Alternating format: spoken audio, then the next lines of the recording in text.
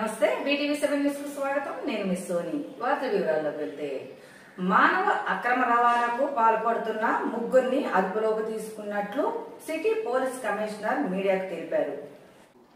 Good afternoon everybody. Today ఈరోజు మన Visakhapatnam city పోలీస్లో మంచి ఒక కేసు డిటెక్ట్ చేశారు. ఈ కేసుకి సంబంధించిన ముగ్గురిని అరెస్ట్ చేయడం జరిగిందండి. Who are indulging in human trafficking. అంటే ఇక్కడ నుంచి మనుషుల్ని డేటా ఎంట్రీ ఆపరేటర్ అని ఉద్యోగం ఇప్పిస్తామని చెప్పేసి వీళ్ళందరినీ ఫస్ట్ బ్యాంకాక్ రప్పించి బ్యాంకాక్ నుంచి మళ్ళీ కాంబోడియాకి తరలించడం. ఈ విధంగా దాదాపు 150 fellows 150 persons from Andhra Pradesh have been trafficked to Cambodia అండి. కాంబోడియాలో తీసుకువెళ్ళేసి వీళ్ళ ద్వారా అక్కడ మన వేరియస్ ఆన్లైన్ స్కామ్స్ ఏదైతే ఉందో అదంతా కూడా బలవంతంగా వీళ్ళని ఒక రూమ్లో కూర్చోపెట్టేసి వాళ్ళకి భోజనాలు ఇవ్వకుండా ఈ విధంగా వాళ్ళ మీద ఒత్తిడి తీసుకొచ్చేసి వాళ్ళ ద్వారా ఇండియాలో స్కామ్స్ నడిపించటం. ఇండియాలో ఆన్లైన్ స్కామ్స్, డిఫరెంట్ స్కామ్స్ ఏదైతే ఉందో like job scam, online FedEx scam ఉంది, ఫెడెక్స్ కొరియర్ స్కామ్ మీ అందరికీ తెలిసిన విషయమే. ఫెడెక్స్ కొరియర్ స్కామ్, తర్వాత క్రిప్టో కరెన్సీ రిలేటెడ్ స్కామ్స్, ఇవి అన్నీ కూడా అక్కడ బలవంతంగా ఒక రూమ్లో కూర్చోపెట్టేసి టాస్క్ గేమ్ స్కామ్స్ ఇవి అన్నీ కూడా మన వాళ్ళందరినీ కూడా ఇక్కడ నుంచి డేటా ఎంట్రీ ఆపరేటర్ ఉద్యోగం ఇప్పిస్తామని చెప్పేసి వీళ్ళ దగ్గర నుంచి కొంతమంది ఏజెంట్స్ ఉన్నారు, మన ఇండియన్ ఏజెంట్సే ఉన్నారు. ఆ ఇండియన్ ఏజెంట్స్ వీళ్ళ దగ్గర నుంచి ఇక్కడ లోకల్గా ఎవరినైతే మేము ఇప్పుడు అరెస్ట్ చేసినామో వాళ్ళు ముగ్గురిని మేము పట్టుకున్నాము. వాళ్ళు వీళ్ళ దగ్గర నుంచి అన్ఎంప్లాయిడ్ యూత్ దగ్గర నుంచి 1.5 lakhs చొప్పున కలెక్ట్ చేసుకొని తర్వాత 1.5 lakhsలో 80,000 కాంబోడియా వాళ్ళకి ఇస్తారు. ఎవరికి? కాంబోడియా వాళ్ళకు. వీళ్ళకు మన దగ్గర నుంచి వెళ్ళే వాళ్ళకు పాస్పోర్టు, తర్వాత అక్కడ అకామిడేషన్ అండ్ వీసా ఫీస్ ఇదంతా కట్టాలి. కాబట్టి వాళ్ళు మన దగ్గర నుంచి మన పంపిస్తున్న మనిషి దగ్గర నుంచి 1.5 lakhs వసూలు చేస్తారు. దాంట్లో 80,000 కాంబోడియా వాళ్ళకి పంపిస్తారు. కాంబోడియాలో ఫర్దర్ ఏజెంట్స్ ఎవరైతే ఉన్నారో వాళ్ళకు 80,000 పంపించేసి వీళ్ళు 70,000 ప్రాఫిట్ రూపంలో వీళ్ళ దగ్గర పెట్టుకుంటారు. ఆ విధంగా ఉన్న ముగ్గురు ఏజెంట్స్ ఎవరైతే దాదాపు 150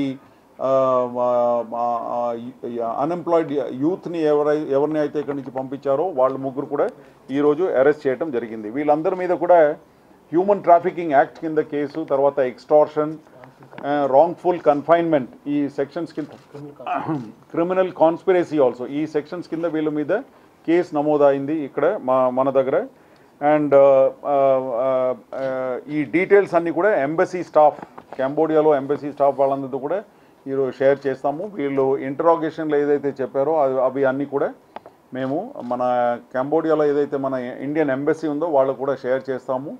తర్వాత మీడియా, ప్రెస్ ద్వారా కూడా ఈ విక్టిమ్స్ ఎవరైతే ఉన్నారో వాళ్ళందరికీ మన కాంబోడియాలో ఏదైతే ఇండియన్ ఎంబసీ ఉందో వాళ్ళందరినీ కూడా వాళ్ళని కాంటాక్ట్ చేయమని చెప్పేసి మీకు ఈ ప్రెస్ రిలీజ్లో కూడా మేము ఆ కాంటాక్ట్ నెంబర్ అన్నీ కూడా ఇస్తాము. ఇది ఆ ఫ్యామిలీ మెంబర్స్ అందరూ కూడా తెలవాలి. ఎందుకంటే వాళ్ళు అక్కడ బాగా కష్టపడుతున్నారు. ఎందుకంటే వాళ్ళకి భోజనం ఇవ్వకుండా, శాలరీ ఇవ్వకుండా ఆ విధంగా వాళ్ళందరి మీద కూడా బాగా పెద్ద యత్నంలో అత్యాచారం జరుగుతుందని చెప్పేసి వీడియో కాల్స్ ద్వారా కూడా ఇక్కడ నుంచి వెరిఫై చేసుకున్నాము.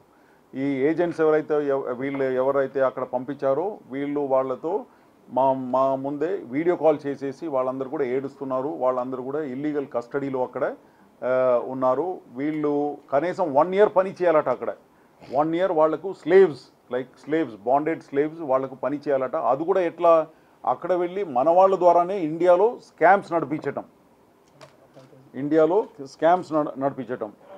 లెక్క ప్రకారంగా ఇప్పుడు 1,500 పీపుల్ పేర్లు అన్నీ కూడా మాకు చెప్పడం జరిగింది వీళ్ళ ఇంట్రాగేషన్ రిపోర్ట్లో. బట్ దాదాపు 5,000 మంది మన ఆంధ్ర నుంచే 5,000 మంది పైన ఉన్నారట అక్కడ. సో జిల్లా వారీగా కూడా కొద్దిగా మన దగ్గర స్ప్లిటప్ ఉంది. జిల్లా వారీగా ఇప్పుడు ఆయన ఇచ్చిన సమాచారం మీద శ్రీకాకుళం, విశాఖపట్నం, అనకాపల్లి, రాజమండ్రి, తుని, అమలాపురం, అనంతపూర్, తర్వాత పలాస అండ్ క్యాల్కటా నుంచి కూడా చాలామంది అక్కడ ఉన్నారట. వీళ్ళందరినీ కూడా అక్కడ బంధించి ఒక రూమ్లో పెట్టేసి వీళ్ళకు ట్రైనింగ్ అంతా ఇస్తారట, ఏ విధంగా ఇండియన్ సిటిజన్స్ అందరినీ కూడా. మందుబాబులు రెచ్చిపోయారు. తాగిన మత్తులో ఏకంగా పోలీసులతోనే తగాదా పెట్టుకున్నారు. దీంతో మందుబాబులకు స్టేషన్కు తరలించారు.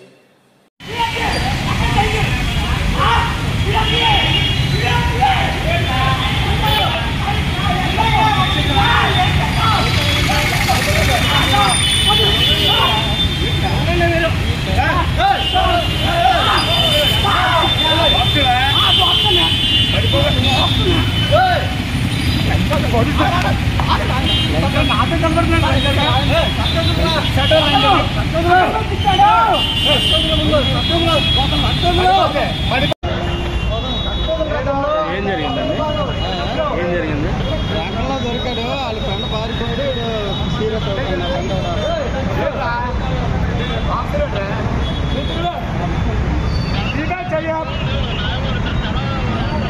జస్టిస్ సందీప్ మహతా దంపతులు శ్రీ వరహాలక్ష్మీ నరసింహ స్వామి వారిని దర్శించుకున్నారు.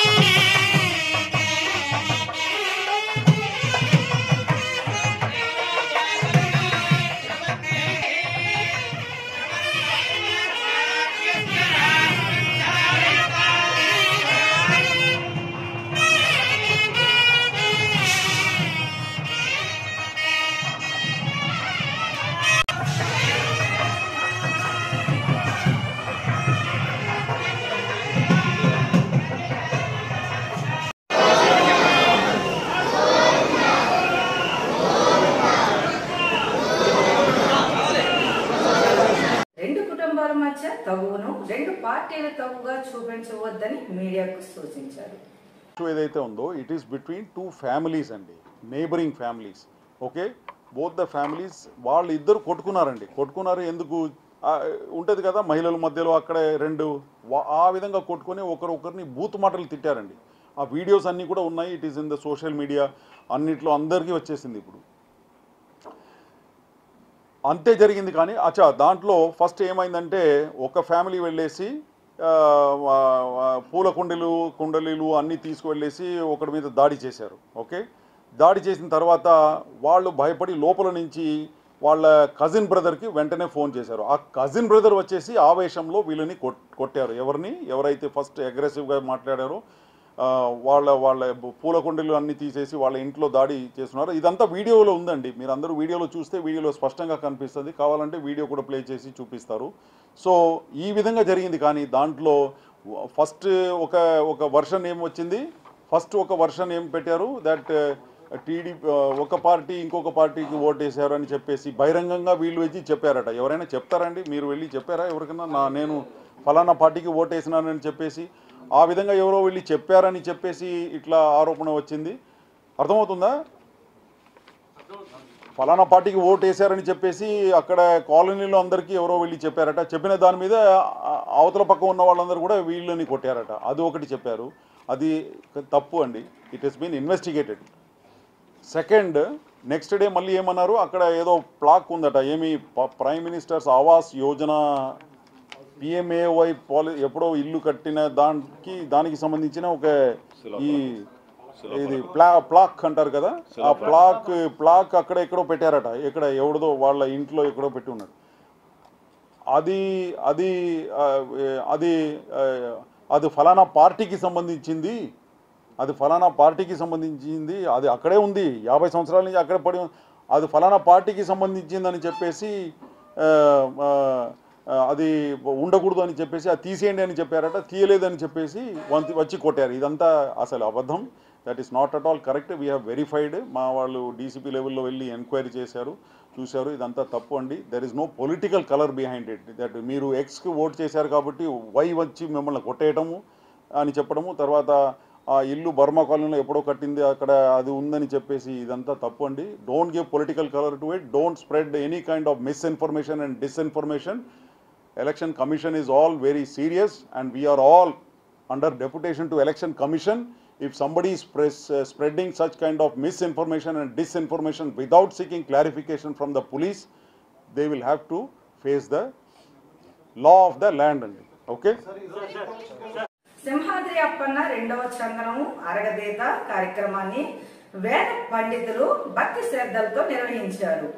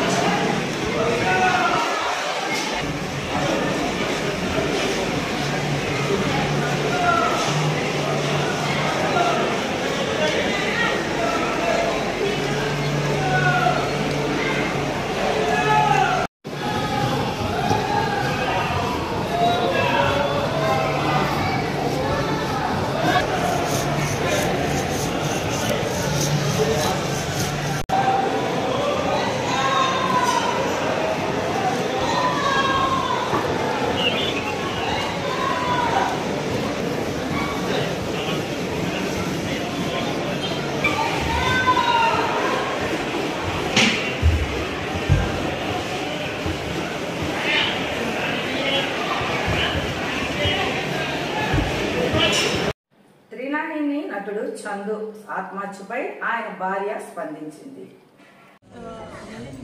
అంటే పర్సనల్ కన్వర్సేషన్ కాదు, మొన్న 2 days బ్యాక్ నిన్నగాక మొన్నది మాట్లాడారు.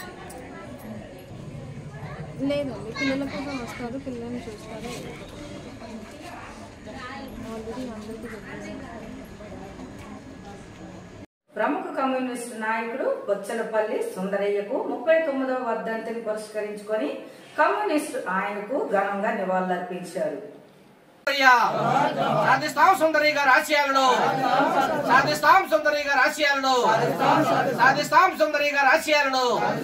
ప్రజాస్వామ్యాన్ని కాపాడుకుందాం, ప్రజాస్వామ్యాన్ని కాపాడుకుందాం, ప్రజాస్వామ్యాన్ని కాపాడుకుందాం, రాజ్యాంగాన్ని కాపాడుకుందాం, రాజ్యాంగాన్ని కాపాడుకుందాం.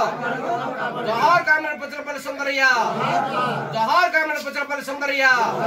సాధిస్తాం సుందరి గారి ఆశయాలను, సాధిస్తాం సుందరి గారి ఆశయాలను, సాధిస్తాం సుందరి గారి ఆశయాలను. నశించాలే మతన్ మాధవ్. వద్దెల్లాలే ఎర్ర జెండా, వద్దెల్లాలే ఎర్ర జెండా. జిందాబాద్ సిపిఎం, జిందాబాద్ సిపిఎం. వద్దెల్లాలే ప్రజా పోరాటాలు, వద్దెల్లాలే ప్రజా పోరాటాలు, వద్దెల్లాలే ప్రజా పోరాటాలు.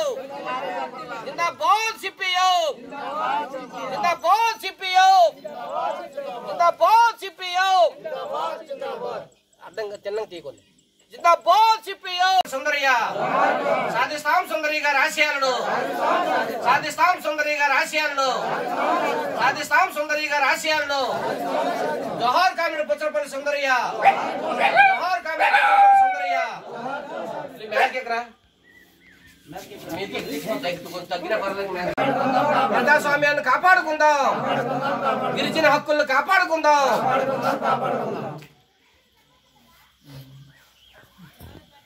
ఈ వార్తలు ఇంతటితో సమాప్తం. రేపు మళ్ళీ ఇదే సమయానికి మరిన్ని వార్తలతో కలుసుకుందాం.